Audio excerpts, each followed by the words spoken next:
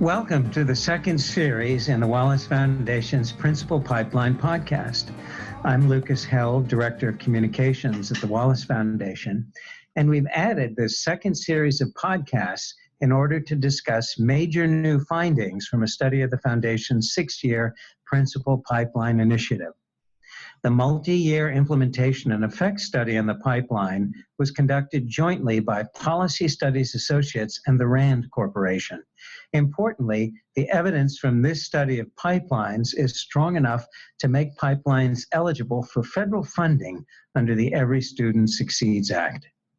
Now, when we talk about a principal pipeline, we mean a comprehensive district-led effort to put into place four interlocking components: rigorous leader standards, high-quality pre-service principal preparation, data-informed hiring and placement, and well-aligned on-the-job support and evaluation, especially for new principals. Those four components can also be accompanied by system supports to help make pipelines work, including leader tracking systems and new roles for principal supervisors. In prior episodes, we discussed the impact pipelines have on student achievement and principal retention, as well as how impact was measured and how pipelines are being sustained. Today, we're going to delve into the roles that districts, universities, and states each can play in creating and sustaining principal pipelines. So let me give a warm welcome to our three guests, each of whom represents a different level of the education system: districts, university-based principal preparation programs, and states. Eric Gordon is the Chief Executive Officer of the Cleveland Metropolitan School District. Douglas Fisher is the Chair of the Department of Educational Leadership at San Diego State University. And Carissa Moffat Miller is the Executive Director of the Council of Chief State School Officers. Thank you all so much for being with us today. Now, Eric, your district has been part of the Foundation's Principal Supervisors Initiative, which certainly builds on the pipeline's efforts to understand the importance of this district position. So, can you tell us a bit what's required from district leaders to improve on-the-job support for principals that these supervisors provide? I would say that actually the same four elements that the Wallace research shows is important for principals turns out to be even more important for principal supervisors. So having standards for what principal supervisors do, which is an area that is actually not trained for in our universities at this time, making sure that we have really rigorous pre-service training specifically for the role of supervising principals, as opposed to the old superintendent generalist license that we might have gotten in the past. Using data to say, just because you are a great principal doesn't automatically make you a great supervisor of principals. What are the characteristics and the match to make sure you're well prepared to lead exemplary leaders? And then finally, making sure that you have coaching and support and mentoring in a role where there are typically very few supervisors in an otherwise very large organization. So the same four principles that Wallace has discovered in the principal work, I think actually applies even more smartly at the supervisory level. Really interesting, and I notice, Eric, on your beautiful green polo shirt that the motto of the Cleveland Metropolitan School District is emblazoned thereon: align, support, and empower. And maybe just say a little bit about what are principal supervisors there for? Are they there to kind of transmit the direction of the district, or are they to provide individualized coaching to principals? What's their job? So in Cleveland, if you asked us our reform strategy, we would say in 6 words: families choose, schools educate, and the district supports. And so our principal supervisors are actually called network support leaders, and their goal is to support the educational leader in their schools. And so how do we do that? We align on the core principles of the district. What are those bound autonomies that our schools can have? We support schools in implementing them well, and we work to empower everybody to have the agency to act on behalf of kids and families as close to schools as possible. So for us, the network leader or the principal supervisor is really intended to create an empowered school leader who is more able to be the CEO of his or her school building, and that when we do that well in all of our school buildings, we'll have served all 40,000 of our families better. And It's been said on occasion that a principal occupies a lonely job. How do the principal supervisors help ameliorate that? Well, I think the notion of having networks of support allows our principals to interact with their peers. We also have expanded through the network leaders the opportunity for professional learning communities of principals cross networks, so that if I'm a K-8 school, I can interact with high school. But I would also argue that the principal supervisor role can be a very lonely one if we're not careful.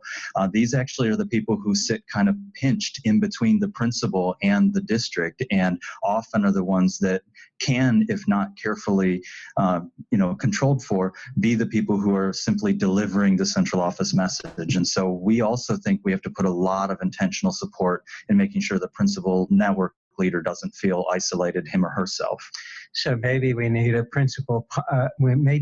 pipeline for principal supervisors. We've actually tried to create one with Wallace's support.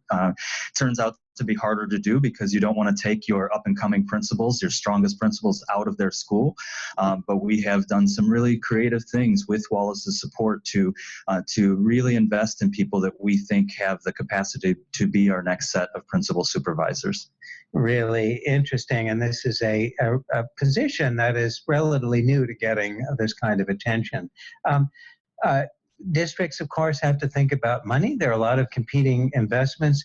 What's your perspective on the cost of principal pipelines and investments, including investments in supervision? Well, the recently released RAND study shows us that this is a really good bang for our buck. In the RAND study, it was about $42 per student to invest in some of the most significant gains in reading and math, led by principal pipelines and principal supervisor pipelines. So there's data to back it up.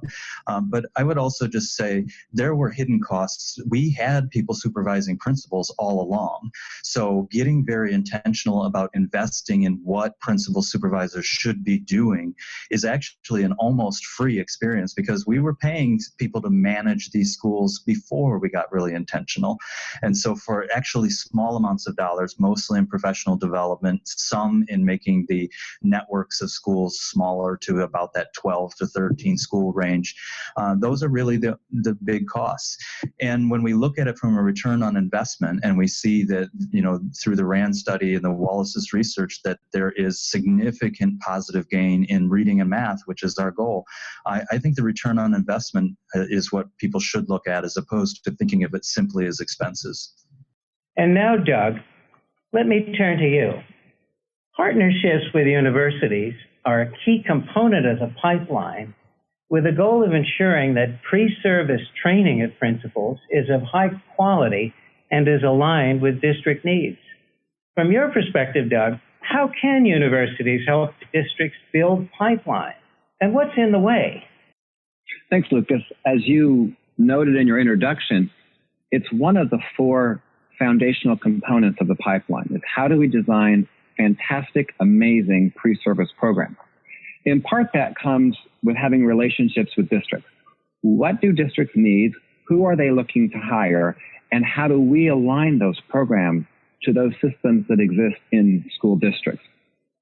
We have advisory groups or co-taught classrooms and things like that that help us make sure that the experiences we have at the pre-service level are aligned to what they need to do in their job as a school leader.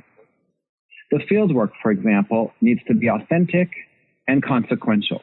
We need to think about the experiences that our aspiring leaders have that allow them to practice the work of a principal. We can't just assign those things. We need access to real schools, real teachers, real students. Those partnerships with districts allow us to design fieldwork, clinical experiences for candidates that allow them to get their hands dirty and do real work. It's not just a list of random administrative trivia tasks that comprise a quality program. It's really about designing experiences that lead people into the leader role. In addition, we work with districts to identify the right people to come into the program. We don't exclude people. We don't cut them out because of this, but we look to our relationships with our school systems to say, who are the people who have demonstrated leadership, perhaps at their grade level or department or on a school committee, who are looking to increase their influence, to magnify their effect. And how can we recruit those folks to leave their classrooms, their counseling jobs, whatever their role is, and become a site leader? So recruitment and selection are important. Clinical fieldwork is important. Coursework is also important. We want to make sure that the coursework is not only theoretical, it also includes actions, activities, tasks that real principals need to do. And we can keep connected to school systems to make sure that the tasks and assignments and activities we're giving people in their coursework build the skill set that are needed within the district. We should also use our district partners as feedback. If we prepare someone that we believe is ready, does the school system agree? So that evaluation feedback loop is really important because we can continue to improve university-based principal preparation as we get feedback from our partners about the success of our candidates in their school system. Thanks, Doug. And Doug, that sounds like a truly thoughtful assembly of experiences that brings to mind something closer to the medical model of training that involves coursework, internships, and that real-world practice. And I wonder if you could just take a step back because for some decades, principal preparation had been criticized as being on occasion a bit of a stepchild for education schools. And from your perspective, is principal preparation finally getting the attention and respect it deserves? I think we're on our way to being respected as a knowledge base and as a discipline, and that there are things we can learn about instructional leadership, equity-driven leadership, operational leadership. There are things we can learn in classrooms and in fieldwork that prepare us to be amazing leaders when we assume those jobs. I think being a school administrator requires more than just some on-the-job training. I think there's some prerequisite knowledge, some ideas, some clarification of values that serve people well before they assume the job of the principal. I also think they should be supported in their first several years, mentored and coached and guided. People are making life and death, ethical decisions. They're making consequential decisions that have equity implications. And they need some processing time when they make those decisions. So we prepare them to be amazing novices. I think that's the role of the university. How do we prepare someone to be the best novice that they can be? And yet when they're hired in the school system, they need that support, that coaching, that guidance to become that expert leader that our children deserve. That's a wonderful phrase, Doug. Thank you. We prepare them to be amazing novices, and it suggests not only a measure of humility, but also realism that becoming a principal is really part of a learning journey that probably will last for decades. And I think that's one of the messages of the Principal Pipeline Initiative. Would you agree? I do agree. You're not finished when you're a teacher. You're not finished when you're getting your credential. You're not finished in your induction. It's a journey as you become highly skilled in leading the work of others. And it also suggests, to your point, why theoretical knowledge is important along with practical knowledge, because it's theory that really guides the eye, guides the mind to diagnosing situations, to looking at them for patterns and devising solutions. Theory provides you with a set of conceptual tools to understand what is going on in the day-to-day maelstrom, if I may use that word, of life in the school. Would you agree? Right. I do agree. And I think we have to walk the line between theoretical and practical. If we only err on the practice side, people don't know why they're making the decisions they're making. And if we err too far on the theoretical side, they have no practical experience and they're thwarted when they get that first job. So it's a kind of a yin and yang. And last question for you, Doug, before I go to Carissa for a look at the state perspective. was how different is this kind of thinking that you've spoken about, this thinking about coursework, selection, clinical experience, theory, field work? Were people thinking about this differently 20, 30 years ago in education schools? Yeah, I think they were. I think there was more of an expert model that we have the knowledge at the university and we're going to tell people how to do it. There have been places around the country that have been innovative and creative and had great outcomes for decades and decades. But ed school, and especially ed leadership school, has been kind of left alone and to the side, as you notice.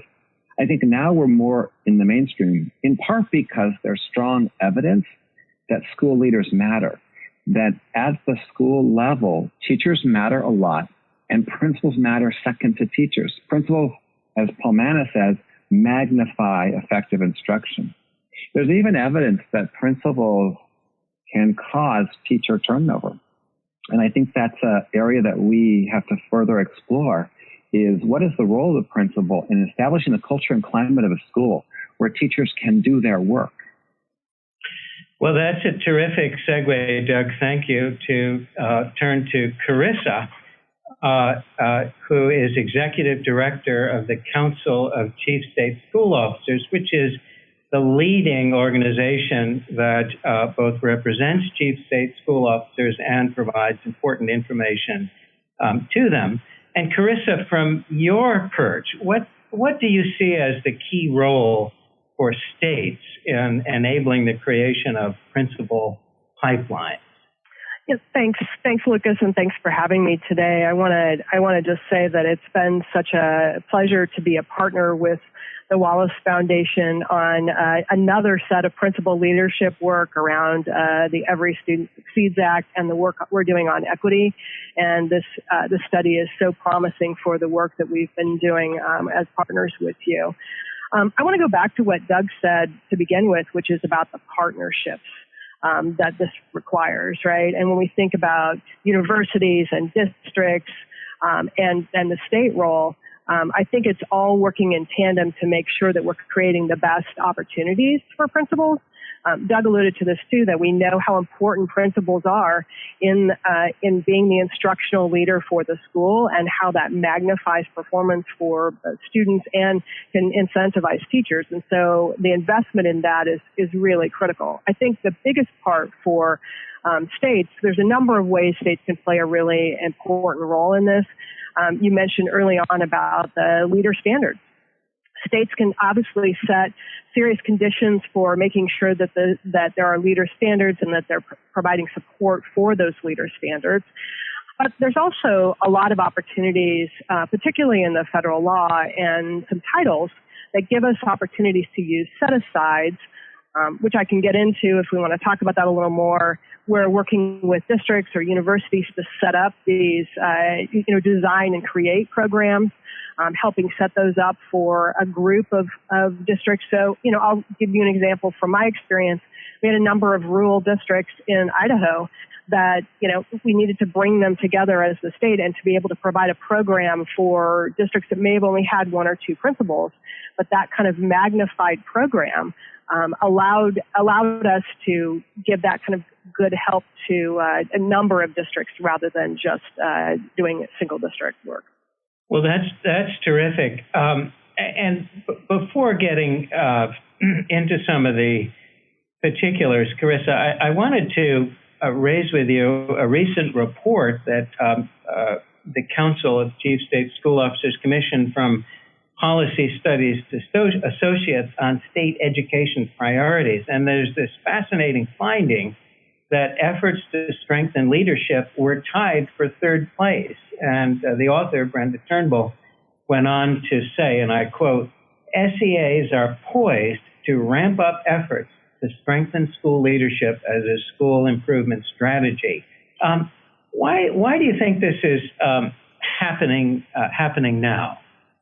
Yeah, I think there's a number of reasons. The study that we're talking about today is showing a clear evidence base for the kind of work that's going to create long-term and sustainable activity for schools. So it's not, going in and doing a quick fix for reading or mathematics scores, but thinking about how we create long-term sustainable efforts in a school. And if we can see that teachers and principals make that difference, investing in those folks in the school will create that long-term sustainable effort.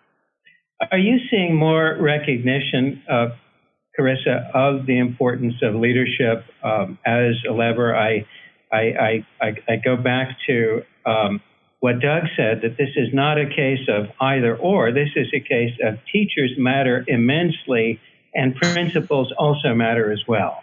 Do you think that recognition is spreading among state education leaders? Absolutely. I would also say that if we think about it like a more holistic system, we have to think about all the pieces and players that play a huge role in making the system work. And so if we're taking apart pieces of the system and thinking we're going to just work on one thing, we're never going to see the kinds of results that we want to see. So we've got to think about how we support teachers, how we support principals, how we support district leaders, how we create standards that, set a condition for that. So I think it's about thinking about it as an entire system and how the state can be a big partner in that.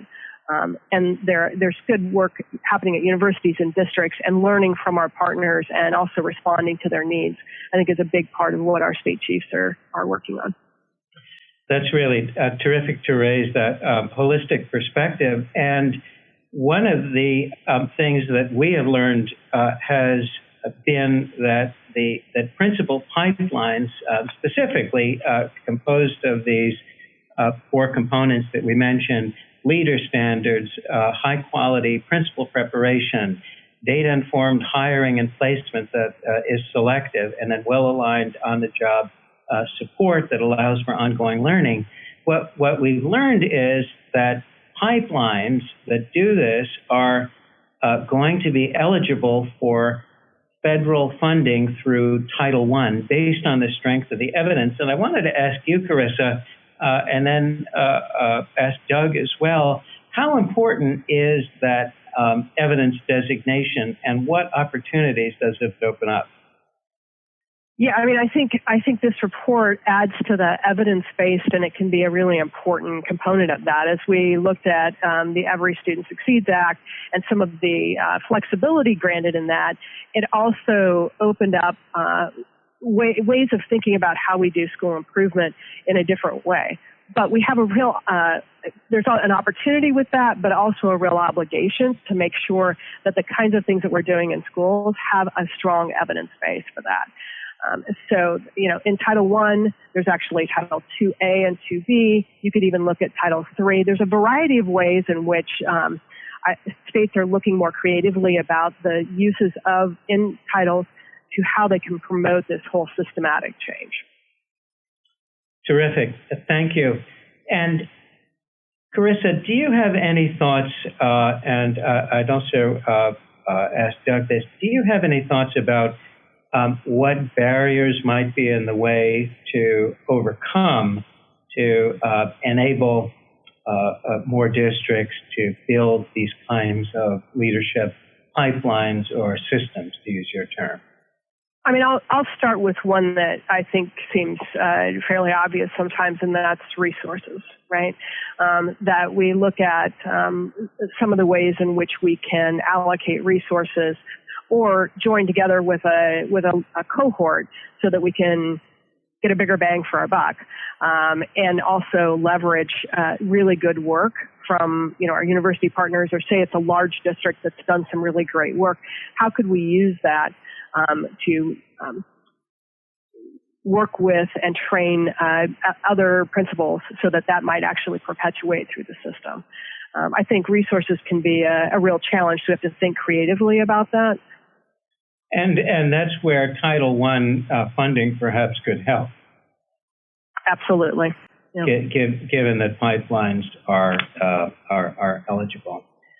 Well, let us conclude this episode of the Principal Pipeline Podcast Series 2, and let me offer my great thanks to Eric Gordon, Chief Executive Officer of the Cleveland Metropolitan School District, Douglas Fisher, who's Chair of the Department of Educational Leadership at San Diego State University, and Carissa Moffat Miller, the Executive Director of the Council of Chief State School Officers.